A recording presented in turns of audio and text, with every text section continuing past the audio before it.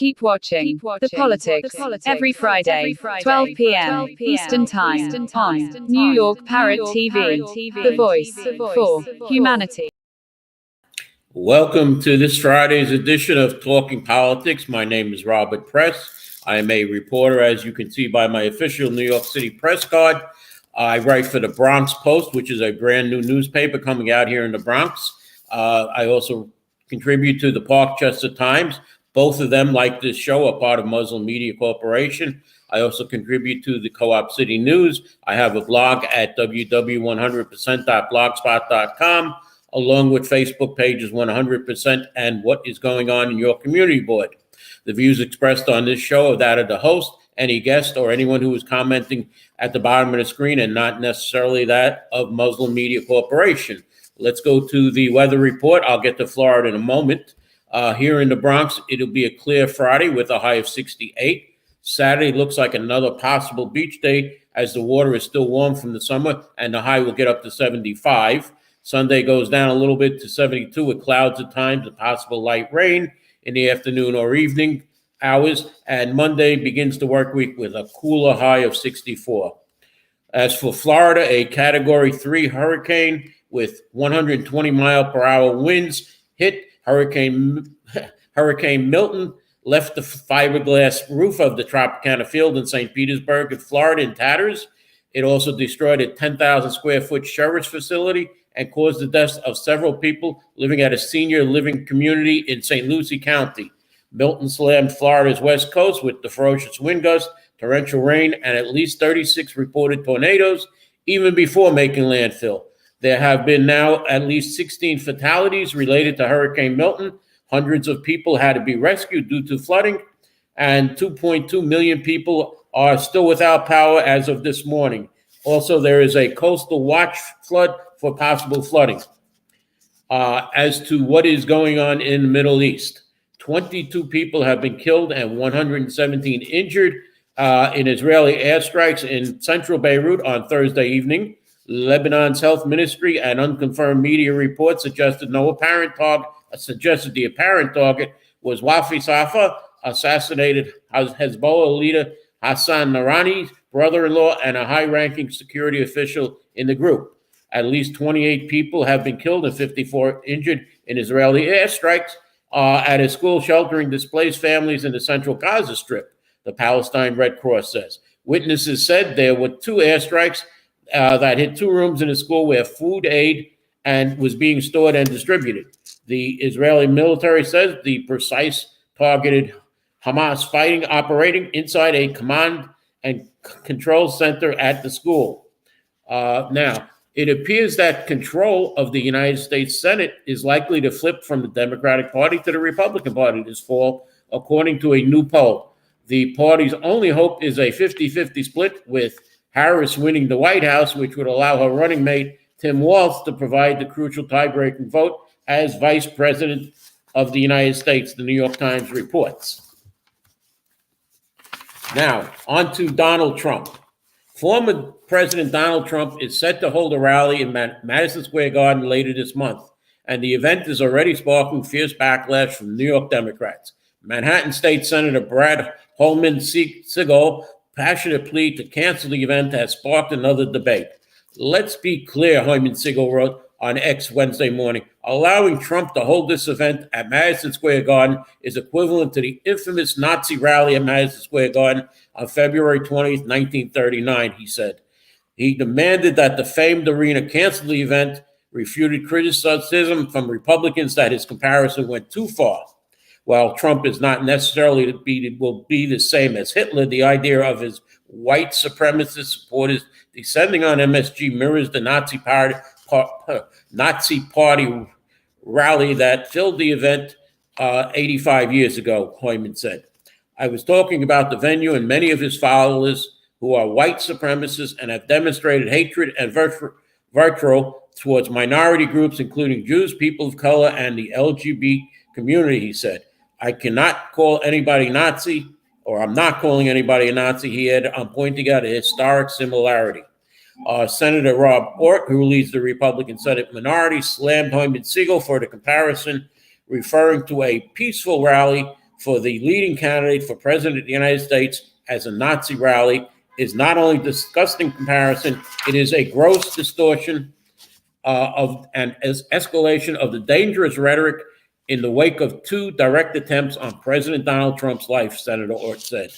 But voices representing Jewish Democrats didn't seem to have a problem with Helmut Siegel's comments. Jewish Democrat Amy Spelotnik, the CEO of the left-leaning Jewish Council for Public Affairs, wasn't ready to disavow his comparison either. The state senator's decision to compare Trump to supporters to Hitler's Nazi party comes as the extreme wing of both parties come under scrutiny for their ties to anti-Semitic groups. It also comes as Trump has curiously decided to return for another political rally, which the first one was in the Bronx and was peaceful, in the Democratic stronghold of New York at the height of campaign season after the Nassau County rally last month drew thousands of supporters.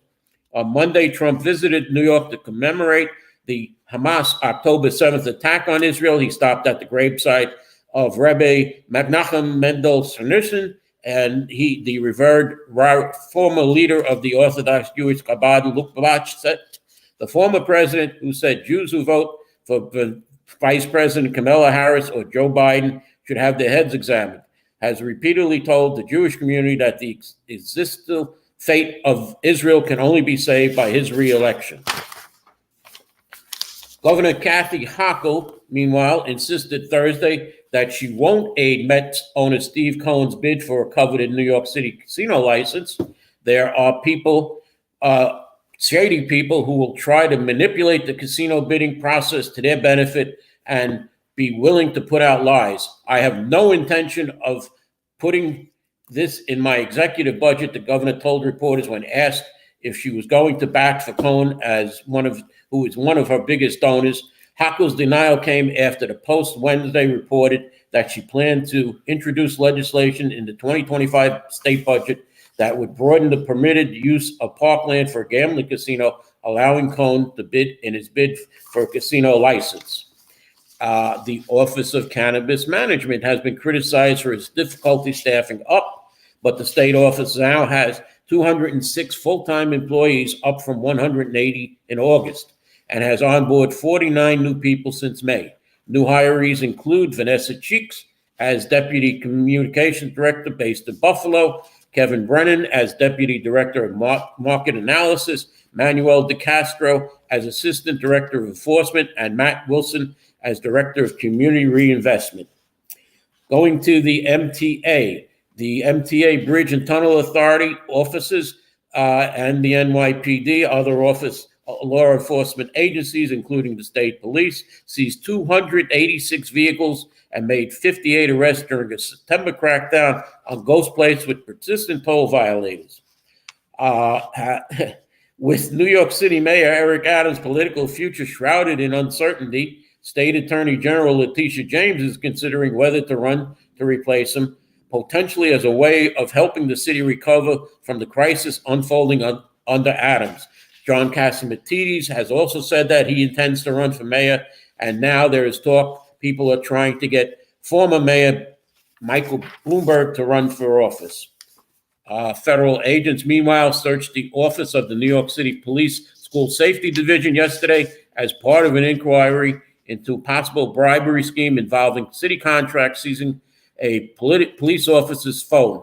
The raids are latest target to Mayor Eric Adams' administration and appear linked to an investigation into Tim Pearson, a former senior aide, under scrutiny for alleged picking contracts towards in exchange for kickbacks. The feds are looking into how SaferWatch, a tech firm, sold the app to schools to use in an active shooter emergencies, and was one of Terrence Banks' clients, had scored high-level meetings with the chancellor, and Pearson allegedly later greenlit the contract. Let's go back to one other thing here. The New York City Council is demanding records from New York City Sheriff Anthony Miranda after he stated last month that his deputies were not seizing cash from unlicensed cannabis owners, contradicting accounts from deputies and smoke shop owners. So the city council now wants those, to see what's happening. New York City, Mayor Adams is close to picking a permanent new New York City Police Department commissioner, with Sanitation Commissioner Jessica Tisch and former NYPD leader Ben Tucker being looked at as contenders. And New York City Mayor Eric Adams stood by his decision to finish out his term in office and run for re-election despite the ongoing turmoil plaguing City Hall, saying, "I am going to serve my term and run for re-election." Now, as far as Wall Street goes, Wall Street's $23.2 billion in pre-tax profits for the first half of 2024 were a dramatic increase, 79.3% over the same period last year. Annual profits are currently on track to close out the year much stronger than 2023, according to the New York State Comptroller Thomas DiNapoli's annual report examining the performance of New York City security industry. After record years during the pandemic, Wall Street's profits were more in line with the pre-pandemic levels of 22 and 23. Post-pandemic levels, DiNapoli said. This year has been very strong so far, and profits may continue their upward trajectory to exceed 2023 levels and boost state and city revenues. Still, there are many international and domestic uncertainties that pose a risk to the industry in the final months of 2024 that my office will be monitoring closely, DiNapoli said.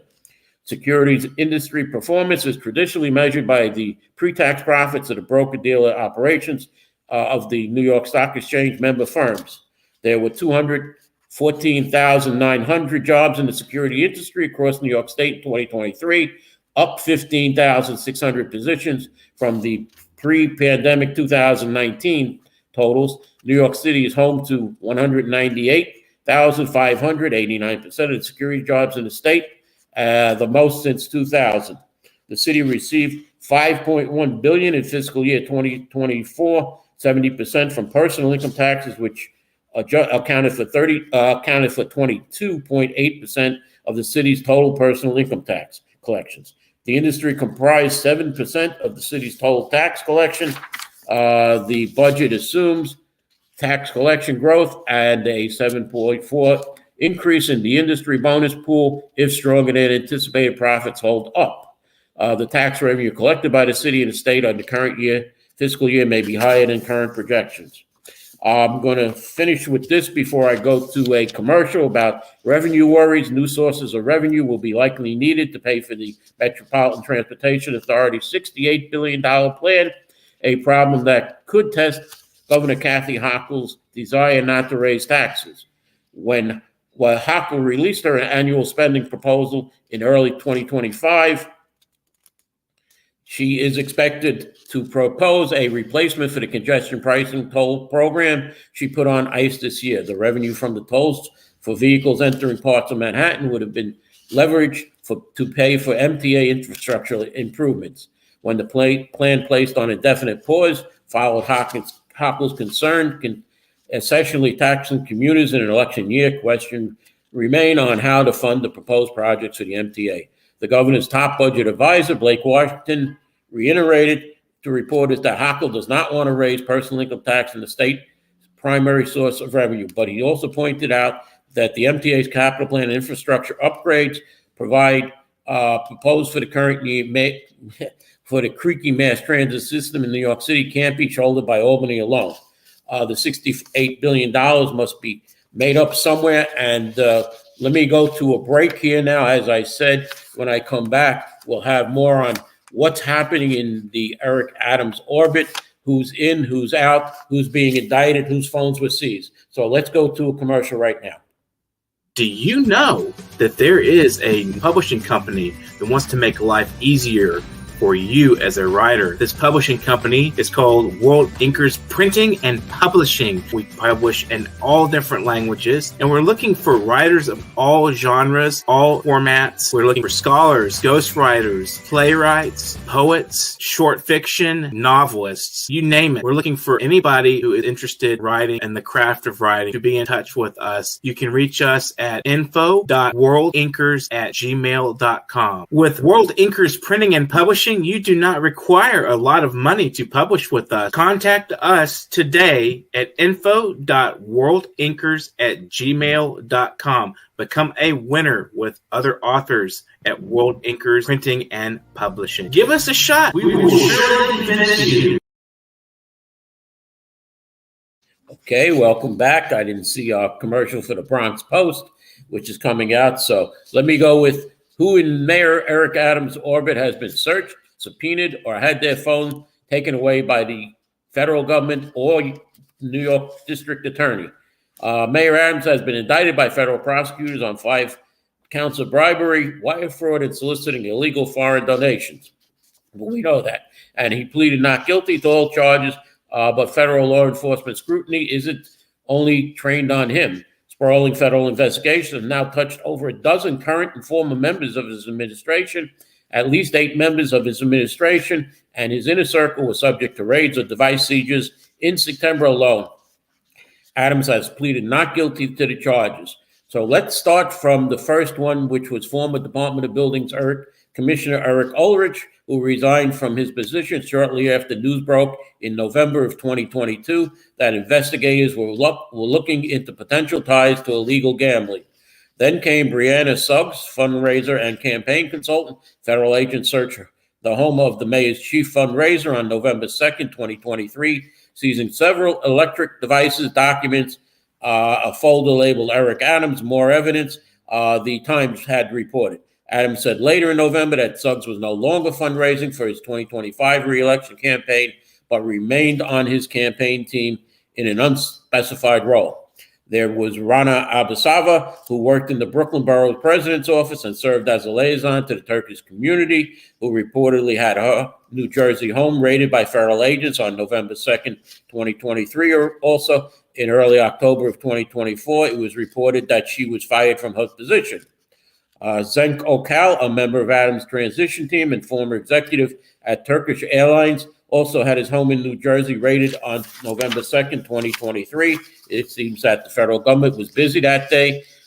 Then there's City Hall's former Director of Asian Affairs, Winnie Greco. Separately, in February 2024, FBI agents raided 2 properties owned by Greco in the Bronx, as well as the New World Mall in Queens, for evidence and potentially giving illegal straw donations to Adams' campaign. Greco resigned from her role at City Hall October 7th this year. Former Police Commissioner Edward Caban received a visit from federal authorities on September 4th and had his phone seized. His twin brother James also had his phone seized. Former Police Commissioner Caban resigned on September 12th, 2024. Phil Banks, former Deputy Mayor for Public Safety. Banks and several other top administration officers had their homes raided and phones seized September 4th. Through a scope of this investigation, it's unclear. The Times reported that the raids were not related to an investigation into Adams' 2021 campaign fundraising and Turkish ties. City Hall confirmed on October 7th, 2024, that Banks resigned. That's Philip Banks. David Banks, the outgoing school chancellor and brother of Phil, also had his home raided on September 4th. As we see, the agents were busy on September 4th. A third Banks brother, Terrence, a consultant former MTA official, also had his home searched and phone seized, the New York Times reports. Adams' former first deputy mayor, Sheena Wright, who shares a home with her husband, David Banks, also had his cell phone seized on September 4th, the Times reported. Wright stepped down from her position on October 8th of this year, which was this week. Tim Pearson, a former NYPD inspector, then senior advisor to Adams, also had his cell phone subpoenaed on September 4th. On September 30th, Pearson resigned. Federal investigators are scrutinizing possible business dealings between a Brooklyn church and former City Hall Chief of Staff Frank Carone. On September 20th, the New York City Office of the Silent Speaker Operation, Molly Schaefer, was served with a subpoena. Tom Dolan, interim New York City Police Commissioner, had his home raided by federal agents on September 20th. The search is concerned whether Dolan held on to materials from his former post at the FBI and State Department of Homeland Security, and it is expected that Dolan will be retiring very soon. Ashen Chucky, former liaison to the Muslim community, was fired in September 2024. Then there is Mohammed Bahi, former senior liaison to the Muslim community, resigned from City Hall on October 7, 2024, and was arrested on October 8th, charged with witness tampering, destruction of evidence in a criminal complaint unsealed by the Southern District of New York. And it continues. The New York Times reports, as federal prosecutors scrutinize Mayor Eric Adams and his top aides, Manhattan District Attorney's Office has opened yet another corruption investigation into City Hall, this one involving the city's leasing of commercial properties. People with knowledge of the matter have told the Times. As part of the inquiry, investigators have seized the phones of at least 5 people, including Mr. Adams' chief advisor, a top New York City real estate official, and a broker involved in city leases. The investigation has focused, at least in part, on possible bribery, money laundering, and other crimes, one source said. The phones and other electronic devices were seized on September 27th at Kennedy Airport as the mayor's chief advisor, Ingrid Lewis-Martin, returned from a vacation in Japan with a group of friends. The group included the city real estate office official, Jesse Hamilton, former state senator, and a broker, Donna Boutros, and others. As the DA's investigation seized electronic devices, they also notified Ms. Lewis-Martin that they were searching a home in Brooklyn. At about the same time, a different set of investigators from the U.S. Attorney's Office in Manhattan, which brought an indictment against the mayor late last month, served Ms. Lewis-Martin with a grand jury subpoena seeking documents in that case. Ms. Lewis-Martin and Ms. Boutros, who works for commercial real estate services for Cushman & Wakefield, are close friends, according to people who know both of them. But Ms. Boutros appears to manage her firm's lucrative account with a city division run by former Senator Jesse Hamilton. Her presence on a trip seemed likely to raise a question whether such participation might constitute a conflict of interest.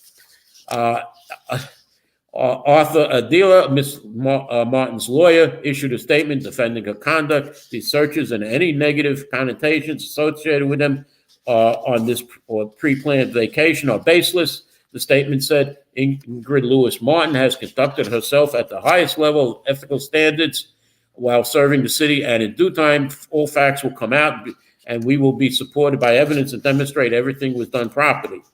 Ms. Boutros could not be reached for comment. A person who came to the door last week at the home of Mr. Hamilton, a former state senator who is now the deputy commissioner of the Department of Citywide Administrative Services, told the reporter to leave the property.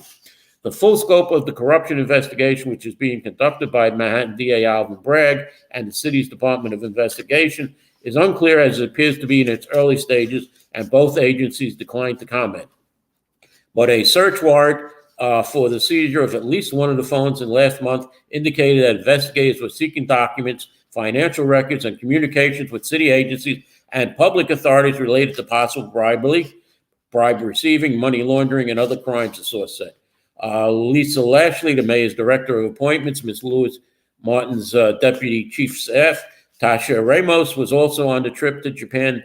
The people said their devices were not seized, the City Hall spokesman said. The group included Adam Clayton Powell IV, a former city councilman and former state assemblyman who is now a lobbyist. On Instagram, Mr. Powell posted photos and a description of the Japan trip. It was not clear whether his devices were seized.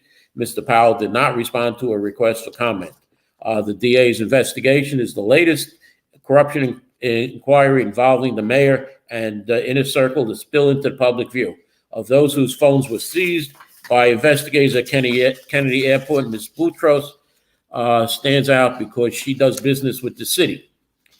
For most of her career as a real estate broker, Ms. Boutros appears to have specialized in leasing retail space. When she joined Cushman & Wakefield in 2015, it was to continue working in retail. She rose to become vice chair of retail at the company in New York City. Ms. Boutros has also been a longtime supporter of Mayor Adams. In 2019, she invited acquaintances to a meet and greet fundraiser she co-hosted at a hotel near Times Square for Mr. Adams' first mayoral campaign.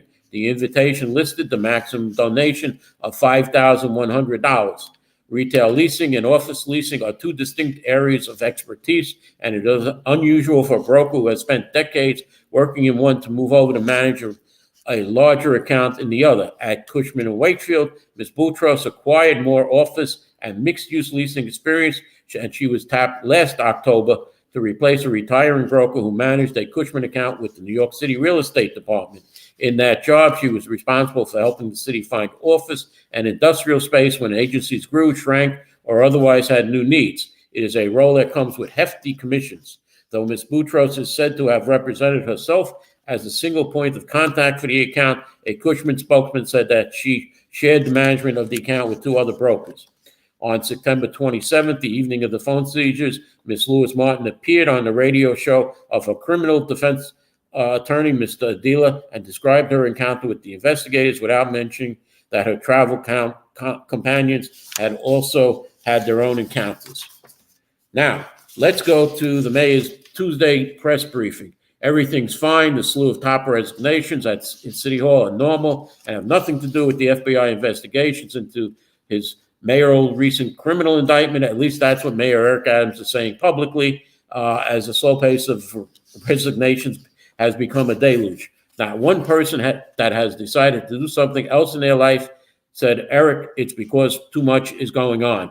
Adams told reporters at his weekly press conference in City Hall Tuesday. He rejected the idea that the number of resignations were in any way startling.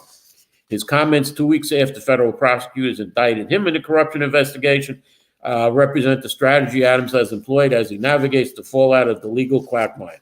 Prosecutors have said more charges and indictments are coming, and Tuesday they made good on the world as City Hall staffer Mohammed Bahi was indicted for witness tampering and destruction of evidence. That news was compounded with the resignation of First Deputy Mayor Sheena Wright, who finally stepped down on Tuesday morning after her exit had been the subject of rumors last week. On Tuesday, Mayor Adams announced government veteran Maria Torres Springer to replace Wright. So with the departure of Wright and the installation of Springer, the indictment of Bahi, and dozens of questions from reporters all swirling, the mayor spent his busy Tuesday trying to project confidence in keeping with his messaging of strategy and talk of distractions and championing the grind. You're seeing a public safety infrastructure that is well organized, well prepared, and knows how to execute a clear path that we started at the beginning of this administration. He said at the quarterly crime stats press conference, New York City Police Headquarters, that crime is continuing to go down, and this is a safe city. Mayor Al Sharpton has his own opinion on Mayor Adams. He's holding off on calling Adams to resign, suggesting he would not attack his longtime ally and confidant. You're trying to ask me to attack Eric Adams, and I choose not to, he told New York NYC's Brian Blur Tuesday morning. He came on the show to double down on his position that those calling on Governor Hochul to remove Adams from office shouldn't do so. My position is not a defender of the mayor, but a defender of the process, Sharpton said. It appears that Speaker Adams is talking about scheduled council public meetings on the City of Yes for housing opportunity and proposed continued need for action, affordable housing plan to address the housing crisis. And it seems that the speaker may convince the city to vote no on the City of Yes. It's going to happen Monday, October 21st and October 22nd. The Subcommittee on Zoning and Franchises will hold 2 days of public meetings on the Department of City Planning, City of Yes, for zoning, housing opportunity, citywide reform proposed on and October 21st will be testimony from administration officials, and October 22nd will be a public hearing reserved for testimony from the public. Speaker Adams released the following statement: New Yorkers in every community need safe, stable, affordable housing to remain the city succeed. As the council approaches upcoming meetings, mayoral administration, City Yes, housing opportunity, we recognize that zoning reform is one of the most important components to address the housing shortage facing New York City. Yet zoning reform alone is not a housing plan and cannot address the wide-ranging needs of New Yorkers. She wants more affordable housing, not the housing that's going up at $3,000 for a studio. Now, Borough President Gibson, here is her statement on Mayor Eric Adams, and I'm going to end with this. This will be my final item. It should take me about 2 minutes. As there has been a great deal of media attention on City Hall recently, I take this moment to acknowledge the many concerns shared by our residents and community leaders. I understand and agree that the recent news of the indictment against New York City Mayor Eric Adams is extremely concerning and disappointing. Our borough and all New Yorkers must have a municipal government that is accountable, effective, and responsible. Despite the news on the focus on City Hall, as your borough president, my administration and I remain committed to ensuring that city government continues to work on our behalf. We deserve nothing less. I hope Mayor Eric Adams will prioritize the best interest and needs of all New Yorkers in the next several days and weeks.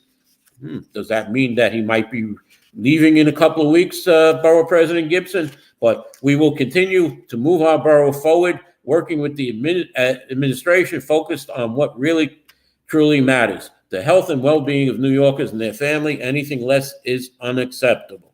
Now, I must say that on November 30th, 2023, Borough President Gibson went on for about 25 minutes about the dysfunction of Community Board 11. She did not reappoint several members of Community Board 11, but apparently the dysfunction of Community Board 11 continues. At several committee meetings, the quorum is not being met, and on Wednesday night, the Housing Committee had only the chair in the board office, and his co-chair was driving in her car.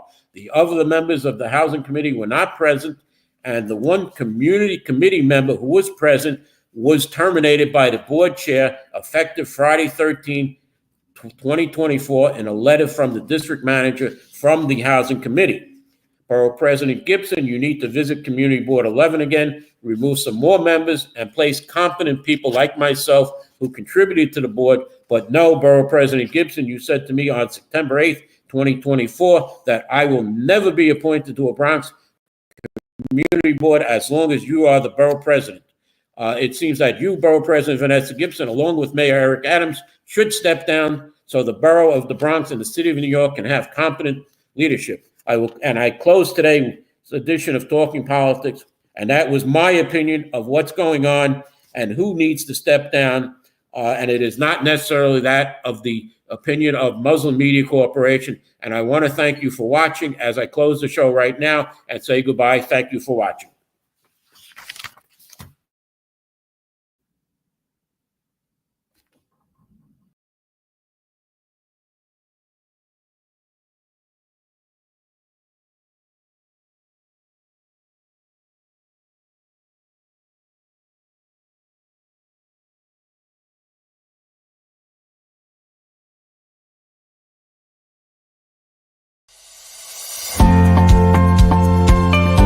Ladies and gentlemen, welcome to the official launch of the Bronx Post, your premier source for news and information in the Bronx. As the CEO of Muslim Media Corporation, it gives me great pleasure to introduce the Bronx Post, our latest endeavor dedicated to serving the vibrant and diverse community of the Bronx. Oftentimes, mainstream media portray this county in the most negative way possible, all because Bronx continued to be judged in the 70s and 80s when Bronx was burning.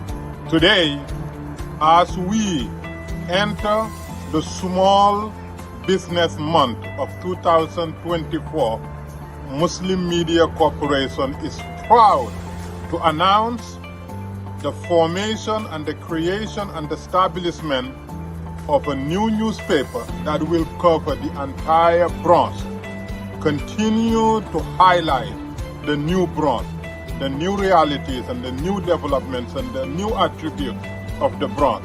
Some things that are not being covered by, again, our mainstream media. Bronx Post, the first county-wide newspaper to be published by Muslim Media Corporation that has already been publishing Parkchester Times. We aim to be your trusted source for information. We believe in the power of journalism to inform, inspire, and unite communities.